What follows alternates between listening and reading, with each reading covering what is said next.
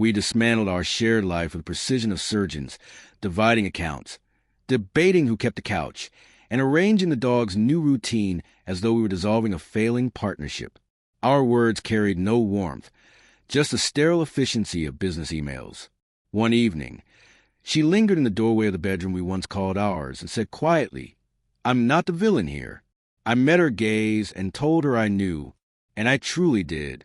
That truth stung more than I expected. A clear antagonist would have been easier to hate, but what stood before me was not an enemy. It was someone exposing her truth, a truth I couldn't coexist with without losing pieces of myself. People often ask if I regret refusing to bend. They toss around phrases like grow or adapt, as if my choice came from stubbornness or outdated ideals.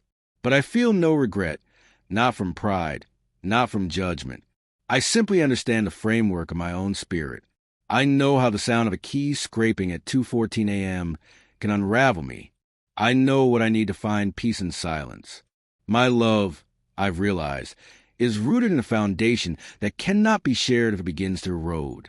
The first days were awkward and raw. When I told my parents, my mother wept silently, her mouth opening and closing as though her grief lagged behind her face. My father only nodded, as though he'd sensed the break long before I admitted it.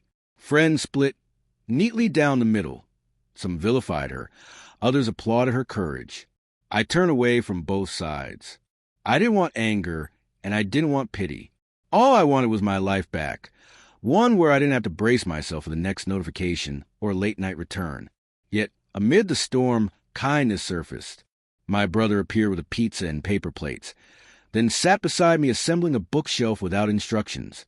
We hardly spoke, but words weren't needed. The dog adapted to my new apartment in just 2 days, no longer pacing in confusion.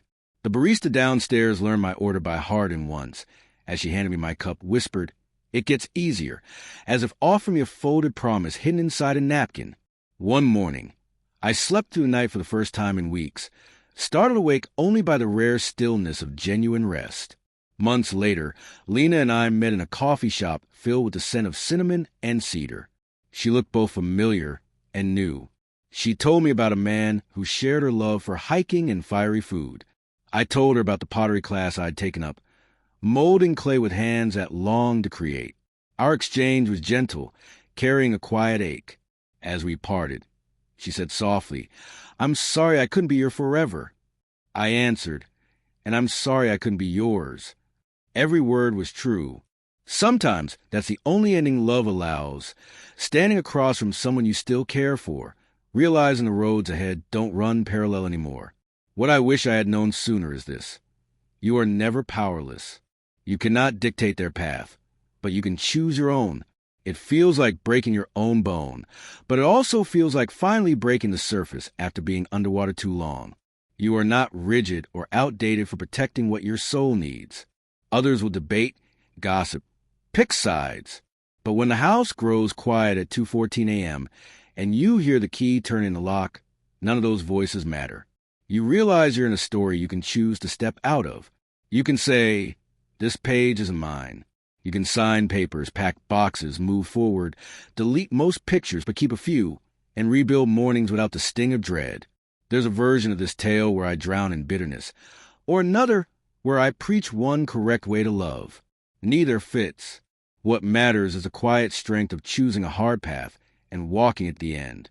It's the soft closure of a boundary settling into place. It's sunlight spilling through unfamiliar blinds on a Tuesday morning. It's the smell of coffee brewing while the dog snores gently, learning again how to rest. She told me there would be other men. I couldn't change that, so I chose divorce. That knowledge once cut like a blade. Now, time has dulled it into something I can carry. The end of marriage wasn't free fall. It was a steep curve followed by a long climb. And at the summit, there is air to breathe and a calm that feels full, not hollow.